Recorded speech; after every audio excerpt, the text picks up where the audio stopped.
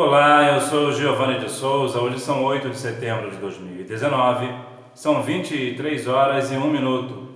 E hoje eu estarei dando início ao quarto trimestre da lição bíblica da Escola Bíblica Dominical da classe de jovens. Poder, cura e salvação.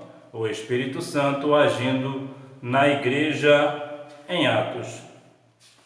Esta é a lição número 1 do dia 6 de outubro de 2019. E recebereis a virtude do Espírito Santo. Texto do dia. Mas recebereis a virtude do Espírito Santo, que há de vir sobre vós, e ser-me-eis testemunhas tanto em Jerusalém como em toda a Judéia, e Samaria e até aos confins da terra. Atos capítulo 1, versículo 8. Agenda de leitura. Segunda, Joel, capítulo 2, versículos 28 e 29, a promessa da efusão do Espírito Santo. Terça, Atos, capítulo 1, versículo 4, o local do cumprimento da promessa.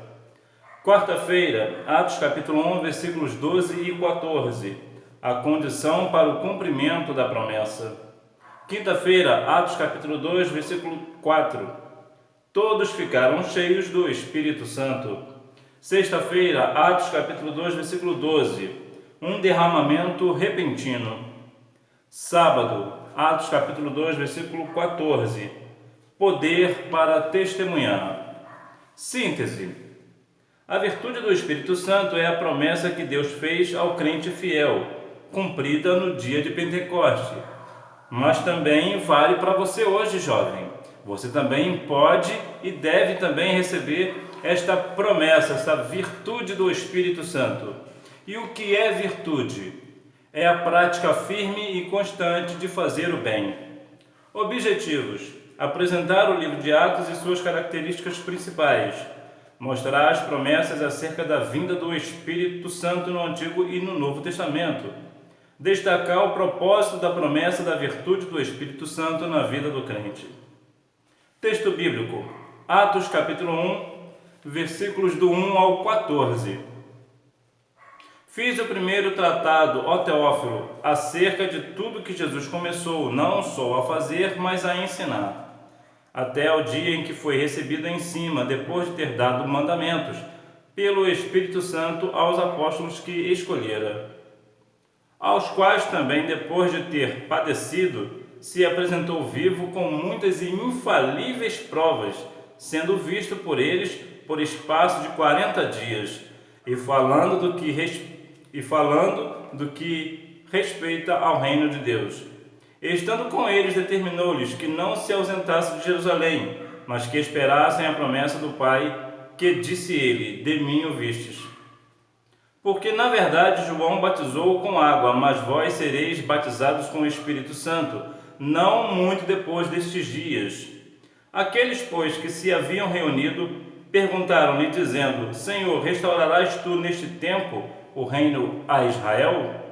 E disse-lhes: Não vos pertence saber os tempos ou as estações que o Pai estabeleceu pelo seu próprio poder. Mas recebereis a virtude do Espírito Santo que há de vir sobre vós, e ser-me-eis testemunhas tanto em Jerusalém como em toda a Judéia e Samaria, e até aos confins da terra. E quando dizia isto, vendo-o eles, foi elevado às alturas, e uma nuvem o recebeu, ocultando-o a seus olhos. E estando com os olhos fitos no céu, enquanto ele subia, eis que junto dele se puseram 2 varões vestidos de branco, os quais lhes disseram: Varões galileus, por que estáis olhando para o céu? Esse Jesus que dentre vós foi recebido em cima no céu, há de vir assim como para o céu o viste ir. Então voltaram para Jerusalém, do monte chamado das Oliveiras, o qual está perto de Jerusalém, à distância do caminho de um sábado. E entrando, subiram ao cenáculo onde habitavam Pedro e Tiago, João e André, Filipe e Tomé, Bartolomeu e Mateus, Tiago, filho de Alfeu, Simão o Zelote e Judas, filho de Tiago. Todos estes perseveraram unanimemente em oração e súplicas com as mulheres e Maria, mãe de Jesus, com os seus irmãos. Esta leitura, eu gosto muito da parte do capítulo e do versículo 1.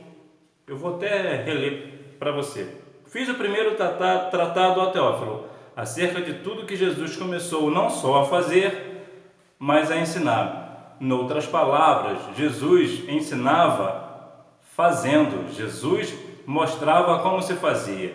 Jesus era o exemplo. Comentário, introdução. Estudaremos neste trimestre o livro de Atos dos Apóstolos, em especial os milagres que aconteceram na igreja primitiva. Este livro é singular para o crente e para a igreja, pois nele recebemos de Jesus suas últimas palavras ainda aqui na terra e o que devemos fazer até que ele volte. Obedecendo às instruções do Mestre, os discípulos aguardam a promessa da vinda do Espírito Santo. Atos capítulo 1, versículo 4. E com Pentecostes nasce a Igreja de Cristo. Sinais e maravilhas acompanharam o início da igreja, apesar das dificuldades e perseguição. Cremos que o Espírito que realizou grandes coisas por meio da igreja naquele tempo é o mesmo que está disponível para nós hoje. Estudemos este livro com apreço e fé, crendo que o Senhor deseja derramar seu poder em nosso meio. O livro de Atos dos Apóstolos. Aspectos gerais. Atos dos Apóstolos retrata o início da igreja a partir da descida do Espírito Santo. O livro registra a promessa que Jesus voltará, mas essa promessa mostra algo que precisava ser realizado pelos seus discípulos antes do seu retorno: a expansão do Evangelho em Jerusalém e até os confins da terra. Atos capítulo 1, versículo 8. Para contribuir de modo efetivo com a expansão do Evangelho, os discípulos poderiam contar com a capacitação proveniente do Espírito Santo, além da operação de milagres que glorificaria o nome do Senhor Jesus. Alguém já sugeriu que o nome do livro poderia ser Atos do Espírito Santo, em virtude da sua atuação constante por toda a obra. Os personagens principais do livro são Pedro, Filipe, Estevão e Paulo. Esses homens foram poderosamente usados por Deus para a expansão do reino de Deus aqui na terra. O Espírito Santo ele continua atuando na igreja. Você, como igreja, você é levado pelo Espírito Santo. Então, certamente, o reino dos céus irá crescer porque você estará dando lugar ao Espírito Santo. Gênero literário. O livro de Atos é uma continuidade de um dos 4 evangelhos, a saber, o de Lucas. E Atos são o Evangelho de Lucas e Atos são 2 volumes de uma mesma obra, demonstrando no início dos 2 livros, nas dedicatórias e na referência ao primeiro relato em Atos capítulo 1, versículo 1. Os outros evangelhos não relatam muito sobre o que ocorreu depois da ressurreição de Jesus, mas apenas Lucas nos dá mais detalhes como a ascensão e o que seguiria. Lucas 24, 52. Isso nos mostra que o autor de Lucas, o mesmo que de Atos, está interessado no que acontece depois e vai abordar isso no livro de Atos.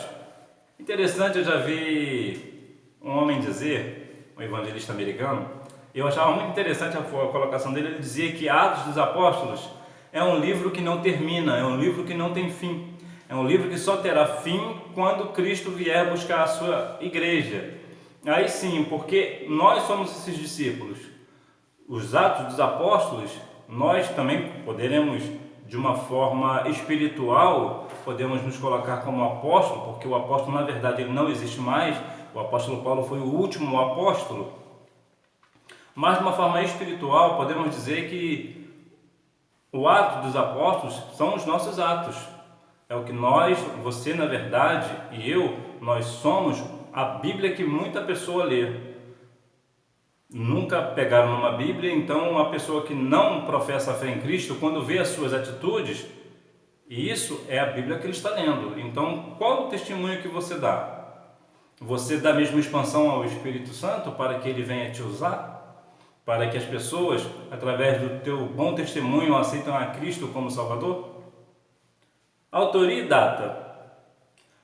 O autor do livro de Atos é Lucas, o mesmo que escreveu o terceiro evangelho, Lucas, o médico amado, provavelmente na Antioquia. Foi companheiro de viagem de Paulo, homem culto escreveu o Evangelho com mais detalhes a respeito da vida de Jesus, em um grego versátil com finezas gramaticais, embora não tinha sido um apóstolo nem tenha conhecido a Jesus pessoalmente. Seus escritos são fonte de uma acurada investigação de tudo desde o princípio, como ele mesmo diz em Lucas capítulo 1, versículo 3. O livro foi escrito provavelmente entre os anos 69 e 79 d.C., no Império Romano, na liderança de Vespasiano. O livro de Atos dos Apóstolos ele é um livro especial para nós, porque ele nos relata a promessa na verdade se cumpre no livro de Atos dos Apóstolos, que fala lá em Joel 2, 28 e 29, que o Senhor derramaria sobre o seu Espírito sobre toda a carne. E mais uma vez eu quero alertar a você, jovem, que está hoje me assistindo, que a promessa do Espírito Santo também é para você. Se você for um cristão dedicado, que lê a palavra do Senhor, que jejua, que vai para a consagração, vigília, monte, se consagra ao Senhor, você receberá esta promessa desde que você creia. Ponto importante. O livro de Atos é fundamental para conhecermos como se deu o início da igreja primitiva e a expansão do reino de Deus no primeiro século.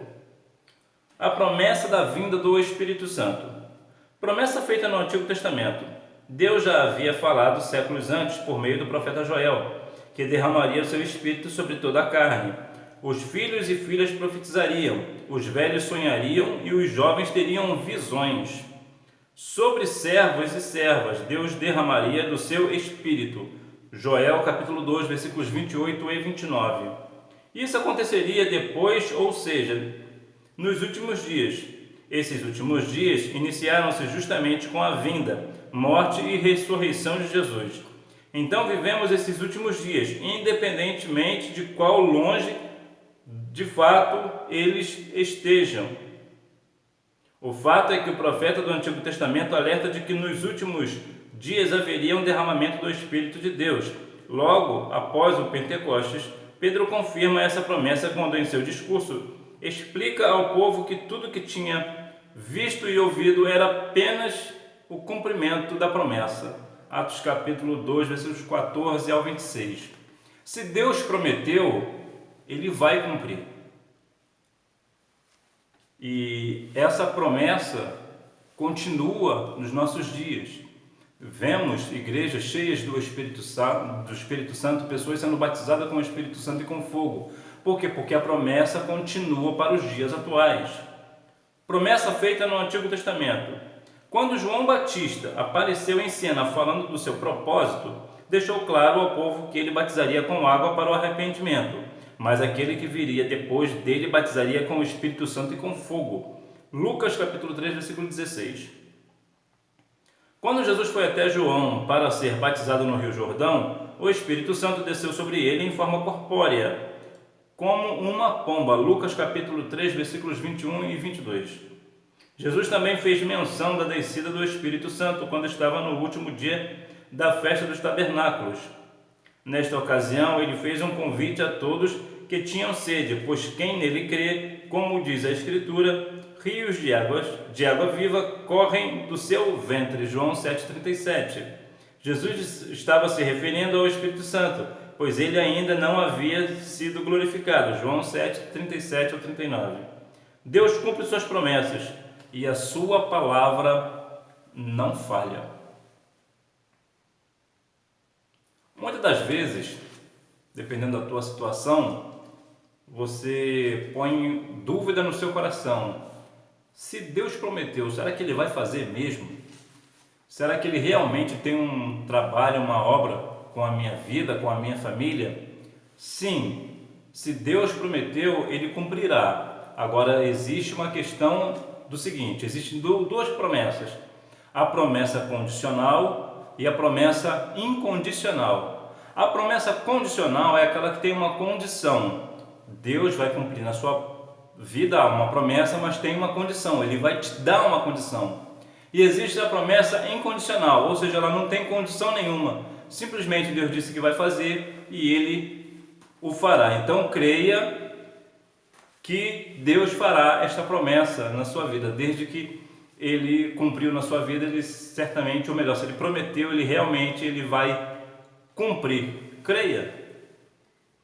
Orientações sobre o cumprimento da promessa. No início do livro de Atos, o autor narra que Jesus, depois de ter ressuscitado, apresentou-se aos apóstolos com muitas provas incontestáveis e falou a respeito do reino de Deus, determinando que não se ausentassem de Jerusalém até que a promessa do Pai se cumprisse. Atos capítulo 1, versículos 3 e 4. Jesus deu uma ordem e a obediência é sempre necessária para que suas promessas se cumpram em nossas vidas, como aconteceu com aqueles discípulos de Jesus. Mediante a orientação de Jesus aos seus discípulos para que ficassem na cidade de Jerusalém, até que fossem do alto revestidos de poder. Os discípulos perguntam se era naquele tempo que Jesus restauraria Israel. Não entenderam a amplitude da promessa. Não era sobre quando, nem apenas sobre Israel. Então Jesus explica que a promessa não era sobre ficar especulando tempos e datas, mas se tratava de poder para testemunhar as boas novas até aos confins da terra. Então foi uma promessa também de poder, para poder testemunhar. E parece que o povo pensava que era só ali, que só aconteceria em Israel. Mas na verdade, voltando lá ao profeta Joel 2, 28 e 29, seria sobre toda a carne, independente de onde esta carne esteja. A promessa será derramada e continua sendo derramada no meio de nós. Pense, Deus não retarda as suas promessas. Ele faz tudo no tempo certo. Ponto importante: Deus é o Senhor do tempo. Ele cumpre com as suas promessas, ainda que alguns não creiam. Se Deus falou, Ele irá cumprir. O propósito da promessa: poder para testemunhar. Jesus deixa claro aos seus discípulos que a virtude ou poder do Espírito Santo que receberiam eram para conceder poder para testemunhar. Sem poder não há testemunho eficaz. Não podemos confundir poder divino com barulho ou movimentação. Nem sempre cultos e pessoas barulhentas estão realmente cheios do Espírito Santo. Ser cheio do Espírito Santo é viver uma vida de santidade, cujas ações glorificam o nome de Jesus. Em um julgamento, a testemunha só fala quando solicitada, embora compreendamos que devemos sim falar de Jesus Cristo sempre que tivermos a oportunidade. Uma vida de poder começa pelo testemunho mediante o comportamento, as ações. Tomemos como exemplo a mulher sunamita em relação a Eliseu. A mulher disse ao seu marido que aquele que sempre passava por eles era um santo homem de Deus, segundo Reis, capítulo 4, versículo 9. Muitas das vezes, em algumas igrejas, espalhadas principalmente aqui no Brasil, muita movimentação, muito barulho, mas ninguém atenta para a palavra. Um culto que há muitos movimentos e não tem palavra, não é um culto de adoração, porque tudo tem que estar pautado na palavra. A palavra é o firmamento, a palavra é o ponto, a palavra é a base. Não adianta as pessoas chegarem, louvarem ao Senhor de qualquer maneira, fazendo barulhos. Isso não é culto. Na verdade, isso nem é música. Segundo o dicionário, o Aurélio, o Aurélio diz que música é aquele barulho, vamos botar assim, que chegue suave ao ouvido. E muitas das vezes nós estamos na igreja e os instrumentistas e a pessoa que canta não está louvando, porque é um barulho que ninguém consegue entender nada. Então isso não é louvor, isso não é música, isso não agrada a Deus.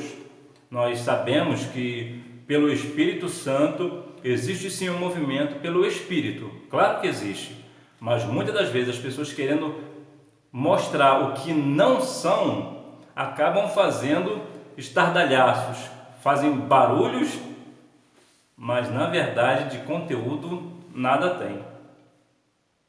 Alcançar todos os povos. Quando Jesus ordenou aos seus discípulos pregarem na Judéia, Samaria e até os confins da terra, ele estava mostrando como alcançar o mundo de forma simultânea e constante. Os crentes que foram dispersos pela perseguição que se dera no primeiro século, espalharam mediante a pregação da palavra, o Evangelho até os confins da terra. Atos capítulo 8, versículos do 4 ao 6. Hoje não é diferente. Deus deseja que sejamos cheios do Espírito Santo para transpormos as barreiras culturais e, independentemente de onde estivermos, alcancemos pessoas para Cristo. Isto não é uma tarefa apenas dos missionários, mas de todos que fazem parte da Igreja de Cristo. Mateus capítulo 28, versículos 19 e 20. A obra missionária, hoje, com o auxílio da internet, nós temos uma ferramenta fortíssima. A internet é uma ferramenta grande, forte, para a propagação do Evangelho de Jesus, de propagar o Evangelho, a palavra do Senhor. E nós precisamos fazer uso desta ferramenta para que o Evangelho cresça, para que o reino do Senhor venha a nós, que realmente venha a crescer o reino. E muitas pessoas acreditam que a questão missionária é para a equipe de missão, ou é para o pastor, ou é para o evangelista. Na verdade, a Bíblia vai nos dizer que ide por todo mundo e pregai o Evangelho a toda criatura. E isto é uma ordem para todos nós, inclusive para você, jovem. Você que crê em Cristo, esta ordem também é para você. Você pode evangelizar o seu amigo na escola, na faculdade, no trabalho, ou o vizinho. Você precisa falar do Evangelho. Você é um missionário em potencial. Creia, acredite. Perseverar em oração. Depois que receberam de Jesus a promessa do Espírito Santo, os discípulos voltaram para Jerusalém e foram diretamente para o cenáculo. Ali, juntamente com as mulheres, se reuniam para orar e buscar o Senhor. Atos capítulo 1, versículo 14. É interessante notar que eles não ficam ociosos enquanto esperavam a promessa. Eles se entregaram à oração. Algumas pessoas erroneamente pensam: se Deus prometeu, ele vai cumprir, não importa o que eu faça. Não! A promessa os impulsionou a buscar mais ao Senhor e perseverar em oração.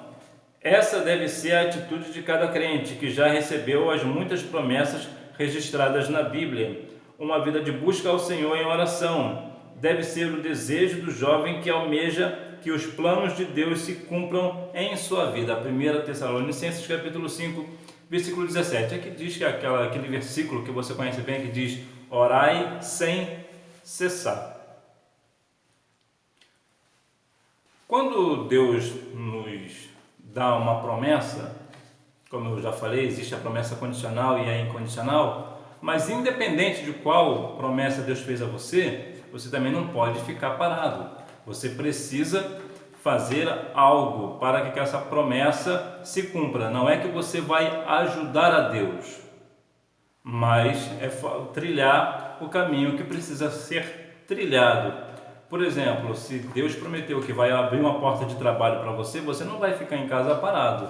Você vai em busca do trabalho, porque segundo a vontade de Deus, Ele abrirá. Existe, é claro, que existe também aquelas questões, aquela promessa direta que Deus fala que vai abrir uma porta de trabalho ou uma outra coisa, e essa oportunidade bate a sua casa, a sua porta. Isso é verdade. Está lá também em Deuteronômio 28, versículo 2, nos falará bem claro acerca dessa coisa. Ponto importante. Jesus já tinha avisado aos seus discípulos que eles receberiam o Espírito Santo e poder para testemunhar por todo o mundo. Atos capítulo 1, versículo 8. Subsídio. Paulo acreditava que tudo que dantes, isto é, no Antigo Testamento, foi escrito para nosso ensino, foi escrito. Romanos 15, 4. Também os pentecostais acreditam que tudo que está registrado em Atos, nos Evangelhos ou nas Epístolas, tem o propósito de instruir. Há motivo suficiente, portanto, para concluir que Lucas pretendia ensinar a Teófilo um modelo que este podia considerar normativo para a formulação da doutrina, prática e experiência. Os pentecostais não estão sozinhos na posição teológica quanto às narrativas históricas. Howard Marshall, evangélico não pentecostal de destaque, propõe que Lucas era tanto historiador quanto teólogo. Sendo correta a opinião de Marshall, o material de Lucas, da mesma forma que o material de Lucas, da mesma forma que o dos demais teólogos do Novo Testamento, é fonte válida para as normas de doutrina e práticas cristãs. Menzies observa que há um corpo crescente de erudição substancial que aponta na direção de uma nítida teologia lucana do Espírito em Lucas e Atos, apoiando o conceito da normatividade. Gary McGee cita mais estudiosos com opiniões semelhantes a respeito da natureza teológica dos escritos de Lucas. Conclui: hermeneuticamente, portanto, os pentecostais fazem parte de uma linhagem respeitada e histórica de cristãos evangélicos que têm reconhecido legitimamente que Atos dos Apóstolos é um repositório vital de verdades teológicas. Conclusão: a promessa do recebimento da virtude do Espírito foi afirmada no Antigo Testamento e ratificada no Novo. Tal revestimento de poder não foi somente para as pessoas nos dias de Jesus, mas para todos que creem até os dias de hoje. Deus deseja que recebamos essa virtude para sermos suas testemunhas até os confins da terra. Bem, portanto, a promessa do Espírito Santo está para você, mesmo hoje, mesmo nos dias atuais. Esta promessa é viva e eficaz. Hora da revisão. Pergunta: por que o livro de Atos é diferente dos demais? Resposta: porque ele é o único livro que trata especificamente do que aconteceu depois da ascensão de Jesus.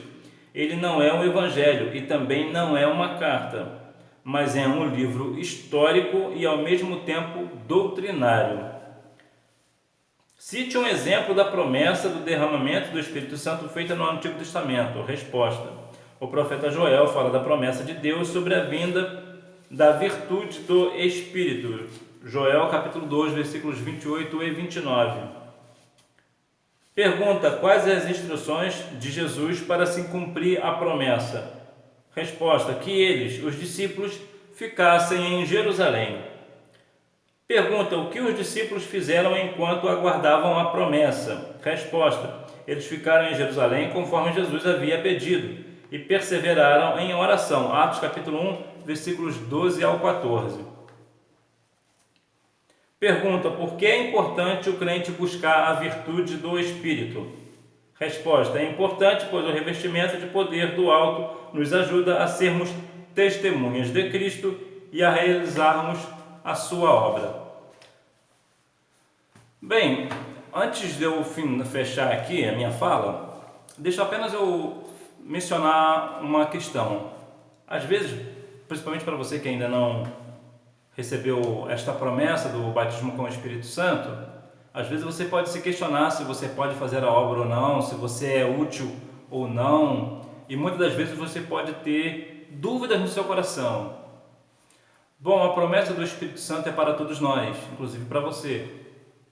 Mas se por uma questão ou outra você ainda não recebeu esta promessa na sua vida, saiba que da mesma forma você pode pregar o Evangelho, você está autorizado por Cristo para orar pelos enfermos e esses serem curados. Você está dentro da promessa que fala em Marcos, capítulo 16 e 16, 15 e 16, fala: ide por todo mundo e pregar o Evangelho a toda criatura.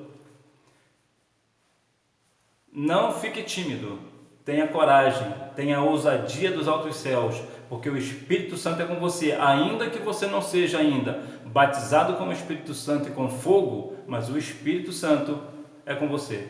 Que Deus em Cristo continue abençoando a sua vida. E até a próxima. Tchau!